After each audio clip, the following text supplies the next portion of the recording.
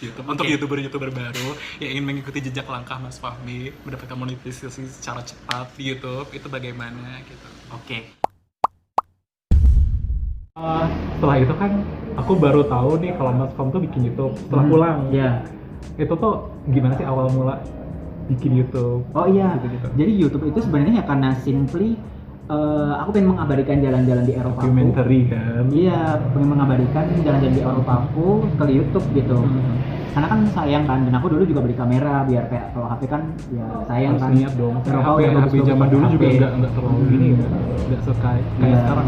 Jadi kayak aku pengen ya share aja sih, share perjalananku gitu di Eropa. Nah tapi setelah aku share, aku juga ternyata dulu tuh sempet pengen banget bikin blog kayak tulisan gitu. Karena aku kan bersyukur banget ya bisa kuliah di kedokteran, bisa kuliah S1 gitu. Aku pengen share ke adik-adik kayak gimana sih tips masuk ke kampus gitu. Jadi ya, yang penting tips masuknya dulu, ntar masalah masuk kalian bisa atur sendiri. Iya gitu kan. betul, yang penting Jadi aku- masukin dulu, iya. nyemplung dulu yang penting tuh. Jadi aku pengen banget adik-adik itu termotivasi untuk kuliah kayak gitu. Jadi simply karena sebenarnya aku pengen share itu. Jadi selain aku upload traveling, aku juga share gimana caranya waktu itu aku masuk ke FK. Terus aku kan jalur masuk itu kan nggak cuma SNMPTN ya, terus ada SBMPTN sama jalur mandiri juga. Jadi aku sempat wawancara juga temanku yang jalur-jalur itu. Nah terus ternyata antusiasme orang-orang tuh banyak banget yang nanyain tentang tips masuk kampus. Nah, terus akhirnya ya udah aku bikin konten itu sampai sekarang. Dan karena waktu itu kan aku selama internship di Sulawesi kan nggak banyak kegiatan kan, karena itu di tempat terpencil. Jadi untuk mengisi waktu juga aku ya nge-YouTube. Itu dimulainya sejak kapan? Sejak baru pulang kan berarti 2019. Bener berarti baru pulang. Iya. Waktu baru pulang. Wow, Sebenarnya dulu sejak waktu- awal dong. Sebenarnya dulu waktu di sana sempat upload video tapi kayak itu nggak diedit gitu loh, karena itu cuma tugas dari committee-nya gitu. Jadi tapi setelah itu ya menurutku YouTube salah satu media yang aku bisa sharing apa yang aku pengen sharing gitu. Dan storage juga nggak sih? Iya, Storage betul. itu yang paling penting tuh Ah, storage-nya itu. betul. Karena entah itu kayak- storage memori, entah itu storage documentary. Karena kayak kalau laptop kan biasanya ganti laptop atau rusak Itu kita hilang gitu ya. itu pengalaman aku. Aku juga sih banyak yang hilang tapi ya udahlah. Ya udahlah ya, makanya kayak udah ada yang di story gitu kan, itu udah aman itu, apalagi kayak bisa sharing juga, itu kayak impactnya tuh udah lebih luas gitu. Terus nih, aku tuh kemarin tuh lihat salah satu postingan dia ketika dia mendapatkan surat dari Google tentang AdSense dia, ternyata di YouTube dia alhamdulillah sudah mendapatkan AdSense dari Google. Alhamdulillah. Bisa diceritakan kayak maksudnya perjalanan untuk mencapai tahap itu tuh berapa lama, terus kayak gimana sih cara kayak maintaining YouTube itu? Ini jadi tips YouTube ya berarti. Iya ya? dong. Jadi kalau YouTube itu untuk kalian bisa daftar monetisasi itu minimal harus 1000 subscriber Iya. dan 4000 jam tayang Iya. dari total video selama 1 tahun terakhir. 1 tahun terakhir guys. Jadi kalau video yang kalian udah 2 tahun yang lalu, 4 tahun yang lalu itu nggak akan dihitung. Oke? Nah, 4000 jam tayang itu berarti berapa menit? 4.000 kali 60 lah ya. Iya. Nah itu total semua video kalian. Jadi kayak bukan dari views ya. Kan kadang kalau misalnya 1 juta views tapi yang nge-view kalian cuma 1 detik itu kan nggak bisa 4000 jam tayang kan. Itu ada kok di YouTube-nya kayak kalian udah berapa ribu jam tayang kayak gitu. Ada statistiknya nanti. Iya. Dan itu kayak baru ngajuin. Terus untuk di approve itu masing-masing orang beda-beda. Biasanya kalau dia udah subscribe-nya melejit banget langsung di approve. Tapi kalau aku dulu berapa bulan ya? 2 bulan kalau nggak salah baru di approve. Wow, itu baru di approve ya, belum Iya, dikasih ya, belum dikasih pinnya. AdSense. Jadi udah di approve itu berarti kita udah bisa lihat iklan kita udah tayang, kita lihat penghasilan kita berapa. Tapi karena belum ada pin, uangnya belum bisa masuk ke rekening kita. Nah untuk uang itu bisa masuk ke rekening kita, nanti Google akan nyirimin pin Google AdSense ke alamat kita. Nah waktu itu kan aku masih di Sulawesi, dan aku tanya orang rumah, ada surat buat aku nggak ada. Terus aku sempet tanya temanku yang kerja di kantor pos, katanya nggak ada juga. Oh my goodness. Nah terus waktu aku pulang, ya udah aku kan iseng-iseng ke kantor pos gitu kan. Aku sebenarnya nggak berharap banyak gitu sih, karena apa ya?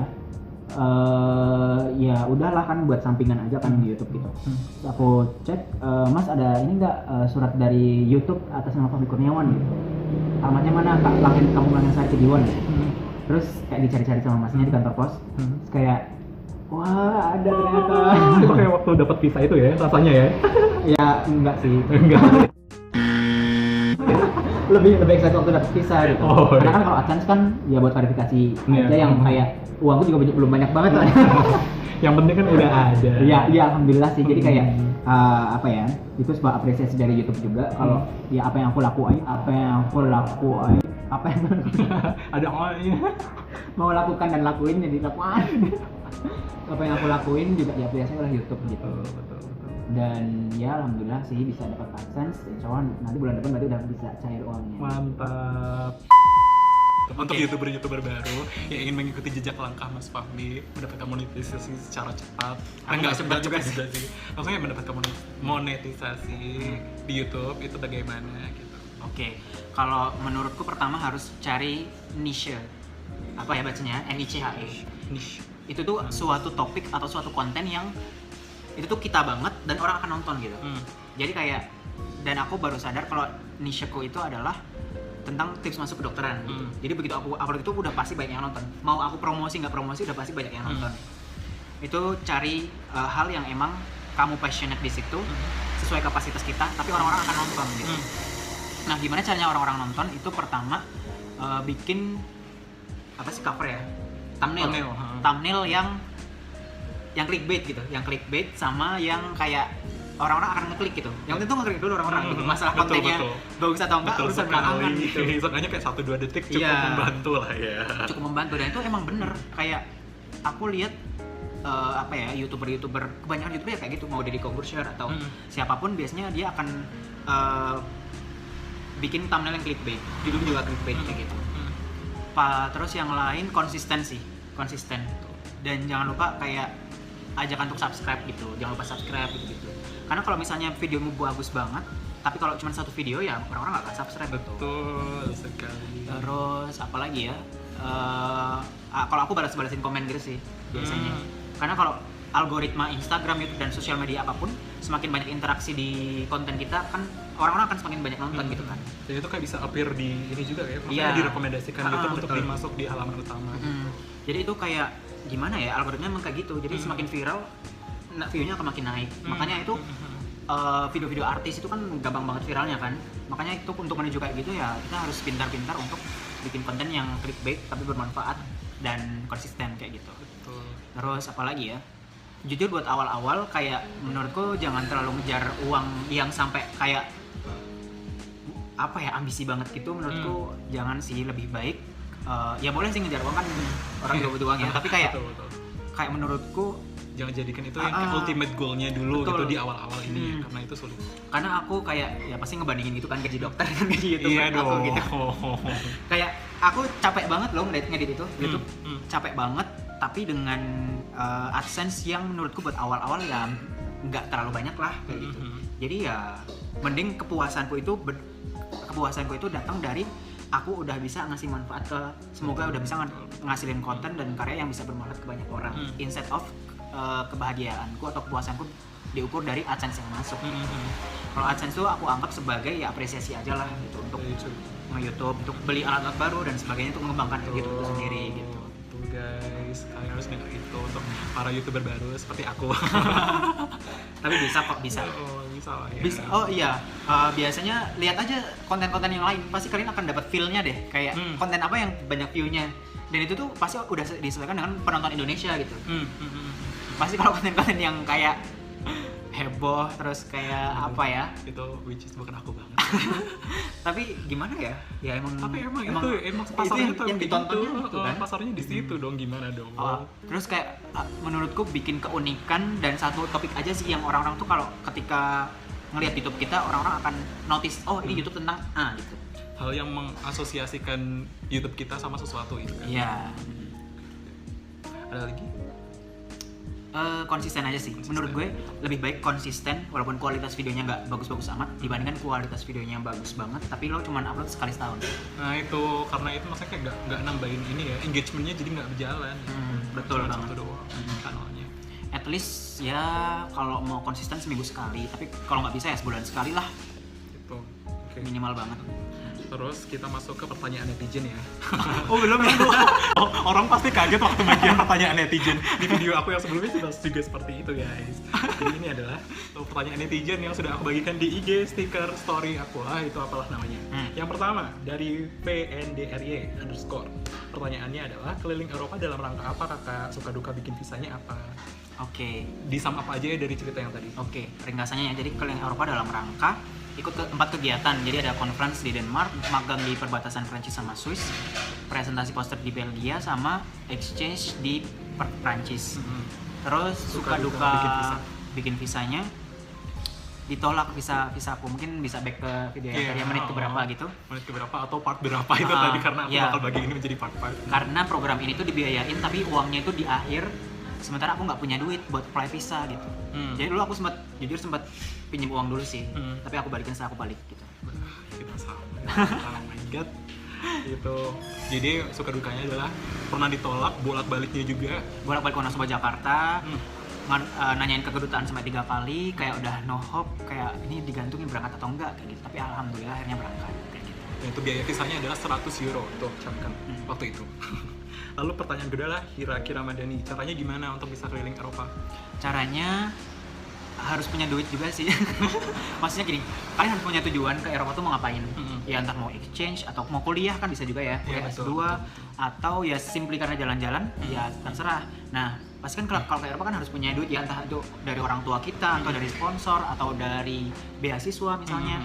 Nah, itu kayak diatur aja. Nah, kalau pas aku duitnya itu dari programnya, jadi aku digaji dari programnya 13 juta per bulan, tapi itu kan di akhir, jadi aku kayak pinjam uang dulu, dan aku juga sempet ya punya tabungan lah untuk kayak bekal akhirnya.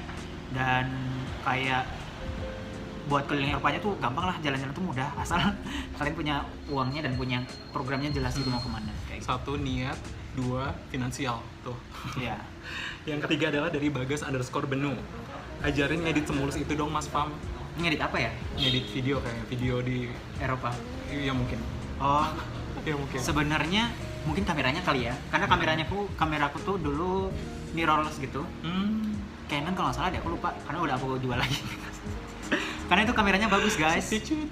Karena itu bagus, kameranya bagus, dan aku tuh biasanya ngekat yang kayak misalnya steady pakai tripod gitu. Kayak misalnya 4 detik terus ke scene lain kayak gitu. Dan itu bagus banget emang kameranya.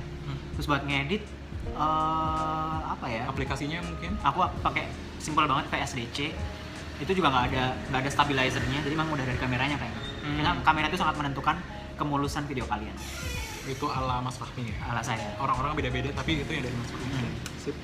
Dari Ira Prabowo, aku pengen ke Paris, ngurus visanya dan lain-lain, gimana? Itu tadi sangat inline ya, maksudnya kan tadi plannya juga ke kedutaan Prancis tuh. Tapi kalau misalnya cuma jalan-jalan guys, dan lo punya uang, jujur gampang banget. Jadi kayak kalau aku kan ribet ya, karena ada program dan segala macam. Tapi kalau jalan-jalan, misalnya apalagi short visit, misalnya cuma seminggu 2 minggu tuh gampang parah kalau kalian punya uang. Oh iya benar banget. Jadi kayak beda antara pokoknya beda antara niat yang turis visa sama working visa, internal visa gitu. Itu beda. Jadi kayak lebih mudah yang turis visa ya. Betul. Karena kan kalau turis kan ibaratnya lo akan buang-buang duit gitu kan di Eropa. Sebenarnya kalau internship mungkin aja lo bisa aja stay di sana atau cari kerjaan lagi kayak gitu. Itu Eropa, negara-negara Eropa emang kayak gitu. Untuk lebih detailnya nanti bisa dilihat bagian yang waktu apply visa itu yang sulitnya bagaimana, sistemnya bagaimana, itu bisa dilihat di situ ya, Ira Prabowo.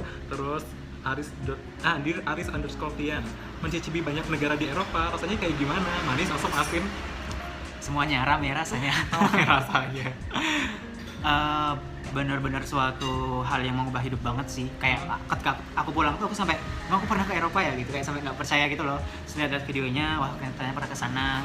Nah, lihat salju, megang salju, terus kayak ke negara-negara yang dulu jadi impian banget, itu benar-benar nggak nyangka sih bisa ke sana.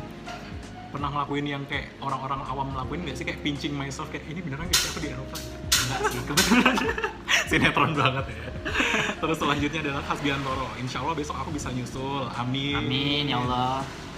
Terus gimana caranya bisa keliling Eropa? Ya tadi cukup diperjelas dari video yang panjang itu ya kan, yang kita bagi dalam part-part itu. Terima kasih atas pertanyaan dari netizen di Instagram. Semoga lain kali pertanyaannya juga bisa ditambah. Kalian hebat, kalian keren. Mantap.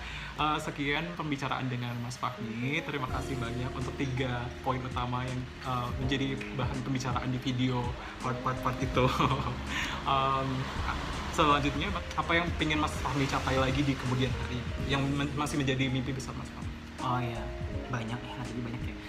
Kalau saya pengen ya sekarang kan kontribusi di Wonosobo ya, kerja di Wonosobo, dapat orang tua, jadi pengen ya memanfaatkan apa yang di depan dulu lah, memanfaatkan yang di depan.